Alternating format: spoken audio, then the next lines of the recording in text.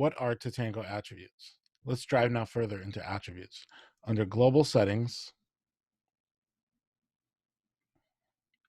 Data Management, Data Modeler, you will see account information, user information, dimensions, and contract status, which we have already covered.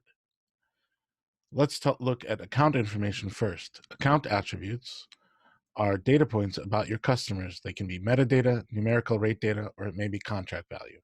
There are a number of named attributes, meaning they are built into Totango, but you can also bring in as many custom attributes as you want.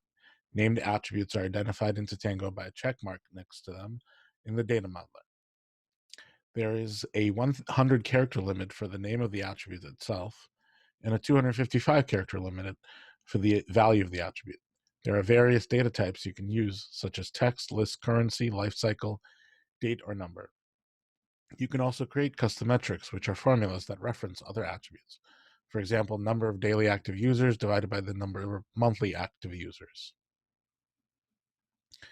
Lifecycle attributes have a special function in Totango that automatically track the days in each stage so that you can monitor time between stage changes for these attributes.